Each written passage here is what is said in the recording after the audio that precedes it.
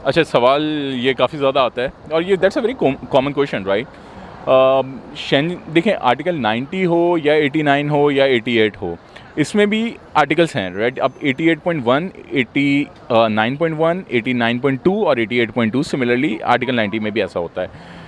ये दो लोगों के लिए है, सही है। एक तो या तो आपके पास जॉब ऑलरेडी हो और आप अपने होम कंट्री से ये वाला वीज़ा लेके आ जाएं, सही है, या आप ऑन अ शेंजन वीज़ा आएँ, विजिट वीज़ा पे आएँ, किसी भी EU का आपको शेंजन वीज़ा मिला हो, किसी भी स्टेट का मिला हो, मेंबर स्टेट का, चाहे जर्मनी हो, इटली हो, स्पेन हो, कहीं का भी मिला हो, आप पोर्चुगल लीगली एंटर करते हैं, यू फाइंड जॉब, आप इस कैटेगरी में आ सकते हैं। I did the same process. मैंने आने के बाद जॉब ढूंढी ना, सो आने से पहले जॉब नहीं ढूंढी, सही है, तो मैंने आके ये प्रोसेस यहाँ पे किया है।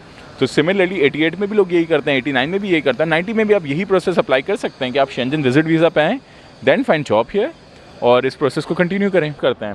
या वो फ्रीलांसर हैं, अपने ई-कॉमर्स बिजनेसेस या फ्रीलांसिंग करते हैं, डिजिटल के अंदर फेसबुक की सर्विसेज दे रहे हैं, एडवर्टीजमेंट की सर्विसेज दे रहे हैं, या कोडर हैं, कोड करते हैं, ऐप बनाते हैं, वेबसाइट्स बनाते हैं, वो लोग क्वालिफाई कर लेते हैं इसके लिए। इसके साथ साथ ये वीज़ा D7, D8, D2, ये सारे रेजिडेंसी बेस्ड वीज़ा हैं। तो आपको 120 डेज़ का वीज़ा स्टैम्प होकर आपके पासपोर्ट पे मिलता है। 2 दफ़ा आप एंटर और एग्ज़िट कर सकते हैं इन वीज़ा के ऊपर। इन वीज़ाज़ के साथ आपको ऑलरेडी सेफ अपॉइंटमेंट मिलता है, ये प्री सेफ अपॉइंटमेंट आपका स्केड्यूल होके मिलता है। तो ये वीज़ा लेके आप आते हैं और आप आके, लेट्स से कि आप 4 महीने का वीज़ा है, जुलाई से स्टार्ट हुआ और लेट्स से जुलाई, अगस्त, सितंबर, अक्टूबर तक का आपको वीज़ा मिला हुआ है। अगस्त के अंदर आपको आपकी सेफ अपॉइंटमेंट की डेट ऑलरेडी इशू हुई है, पाकिस्तान से या जिस भी कंट्री से लेते हैं। आपको बस जाना है, डॉक्यूमेंट्स देना है, अपना रेजिडेंस ले लेना है। तो ये क्विकेस्ट वे है to get the visa, but ये सारे इंटरव्यू बेस्ड वीज़ा हैं। सो जहाँ पे आपको क्विकली रेजिडेंस तो मिल जाएगी, साथ में मसला ये है कि अगर आप इंटरव्यू में you are not able to answer all the questions, तो आपको फिर वीज़ा भी नहीं मिलेगा ना। और जो डॉक्यूमेंट्स है, नेसेसरी डॉक्यूमेंटेशन हर चीज़ के लिए चाहिए। आके आपके पास you should have those document, जैसे जुनता जैसे बेसिक डॉक्यूमेंट हो गया, जुनता हो गया, आपके पास नेफ होना चाहिए, आपके पास नेस होना चाहिए, बैंक अकाउंट होना चाहिए। आपके अगर लेट से D8 पे आए तो आपको अपने जो एम्प्लॉयर के कॉन्ट्रैक्ट्स हैं, वर्क कॉन्ट्रैक्ट्स हैं, जो भी आप कर रहे थे, वर्क पर आपके पास जो रिमोट जॉब से कॉन्ट्रैक्ट होंगे, वो सारा लेके जाएँ सेफ और जाएँ, दें अपना बायोमेट्रिक, इंशाल्लाह रेजिडेंस मिलेगा। So soon I will invite one of my friend जो कि डिजिटल नोमैड पे अभी आए हैं। सो 10 दिन हो गए तकरीबन उन्हें आए हुए, तो उनका अपॉइंटमेंट है अगस्त में।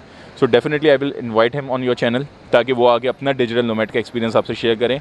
How quickly he got the visa, क्या क्या रहा सारे एक्सपीरियंसेस, कितने पैसे लगे।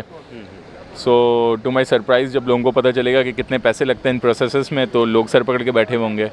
टोटल गवर्नमेंट की फ़ीस 90 यूरोस है, पोर्चुगीज़ एम्बेसी की। जेरीज़ कोई 16-17 हज़ार रुपये लेती है, 12 हज़ार रुपये का इंश्योरेंस बनता है, 50-60 थाउजेंड रुपीज़ में आपको डिजिटल नोमैड का वीज़ा मिलता है 2 ईयर्स का। और आप आएँ इधर आगे, सेफ अपॉइंटमेंट के दिन जाए, अपना रेजिडेंस लें, फिर इसको एक्सटेंड करें और पासपोर्ट तक पहुँच सकते हैं। इसको सिटीजनशिप बाय न्यूट्रलाइजेशन के प्रोसेस के अंदर आप जा सकते हैं। 2 साल, फिर 3 साल वाला एक और card, and then after 5 years you can apply for the passport. अच्छा, ये बात सही है आतिफ भाई, अपॉइंटमेंट नहीं मिल रही गल्फ से, पाकिस्तान से? यार रिसेंटली पाकिस्तान से तो मिल रही है, क्योंकि I help people with on digital nomad visa only. So D8 के ऊपर आई डू हैव पीपल जिनको हम कंसल्टेंसी देते हैं। So with our clients we got an appointment. आज भी सुबह हमारे क्लाइंट को मार्च 2024 की अपॉइंटमेंट मिली है। हाँ, ये देखिए, ये कैच है कि हम बैठे हुए जुलाई में, लेकिन अपॉइंटमेंट इस टाइम पे मार्च की मिली है, अगले साल की। हाँ, दुबई वालों के साथ मुझे बिल्कुल यही कल पता चला है कि दुबई में जिन जिन लोगों को D8 के भी वीज़ा वो अपॉइंटमेंट इशू हुए थे, वो सारे कैंसिल कर दिए हैं इन लोगों ने। तो वो वापस नई डेट दे देंगे, लेकिन आई गेस ये जो प्रोसेस चेंज हो रहे हैं सारे सेफ के, जिसकी वजह से शायद there is a little mismanagement going on, but it will be fine for sure. मिलती है अपॉइंटमेंट, बस you need to be consistent. आपको ईमेल करते रहना पड़ेगा, थोड़ा सा चेज़ करना पड़ेगा, मिल जाती हैं। महीना भी लग जाता है कभी कभी अपॉइंटमेंट लेने में। सही। अच्छा आतिफ भाई, एक आखिरी सवाल आपसे पूछूंगा कि आपके पास जो है वो आपके पासपोर्ट मैंने देखे हैं, आपके पास वर्ल्ड की अपॉर्चुनिटीज़ थी। आपके ऑस्ट्रेलिया से लेके, न्यूजीलैंड से लेके, आपका US का वीज़ा भी उसमें ग्रांट था। तो आपने पुर्तगाल को क्यों चूज़ किया? और ये जो जितने सारे लोग आ रहे हैं यहाँ पुर्तगाल में, क्या इनके लिए बेनिफिट है कि कार्ड ले लिया उसके बाद क्या? अच्छा देखो, बात आपने बहुत अच्छी की है। आप इसको ऐसे देखो ना कि लेट्स से कि मेरे पास US का वीज़ा है, बट द प्रॉब्लम है कि मैं US में जाके I apply let's say E2 कर लेता हूँ, सही है।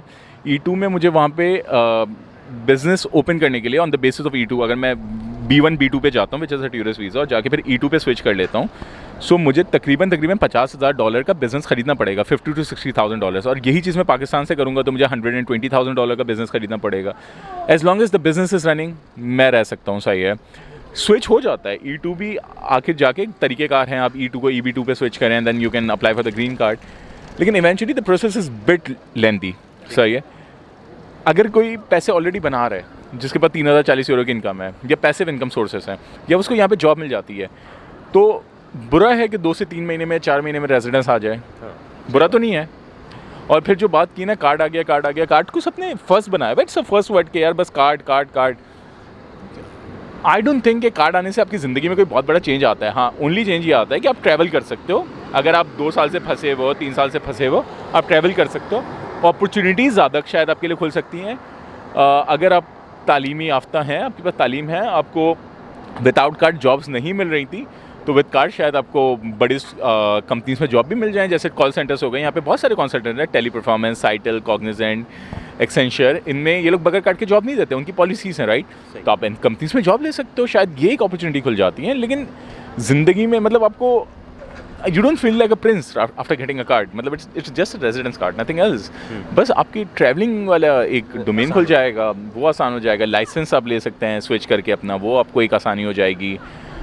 शायद अगर आपको लगता है कि कार्ड से ज़िंदगी में बहुत फ़र्क पड़ेगा, तो शायद इतना नहीं पड़ेगा। हाँ, लेकिन अगर आप 10-10 साल से 9-9 साल से यूरोप में हैं, 2 नंबर तरीके से रह रहे थे, इलीगल इमिग्रेंट्स हैं, तो उन लोगों की ज़िंदगी में बहुत इम्पैक्ट आता है फॉर श्योर। जो 10 साल से पाकिस्तान नहीं गया, एटलीस्ट वो अपने घर तो जा सकता है ना।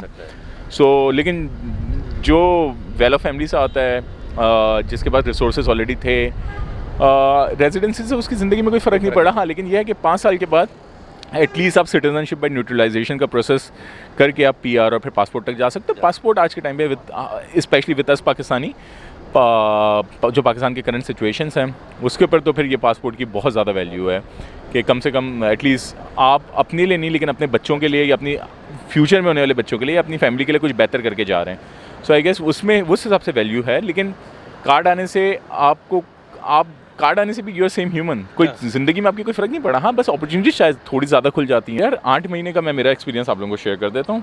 8 महीने में मेरा एक्सपीरियंस ये है कि अगर आप पोर्चुगल आते हैं और अगर आप तालीम याफ्ता हैं, आपके पास एजुकेशन है, तो आपको जॉब मिल सकती हैं। आपको थोड़ा सा एफर्ट पुट करना पड़ेगा, जॉब्स यहाँ पे हैं, मिल जाएंगी। आप तालीम याफ्ता नहीं हैं, सो फिर आपको वही और जॉब्स करनी पड़ेंगी। आप या तो एग्रीकल्चर जाएंगे, या तो आप रेस्टोरेंट्स, कैफ़े, बार यहीं पे काम कर रहे होंगे।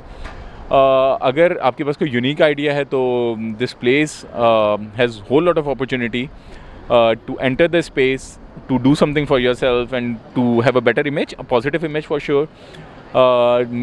मेरा domain is obviously technology, tech businesses and everything, तो I see whole lot of opportunity and space in this domain.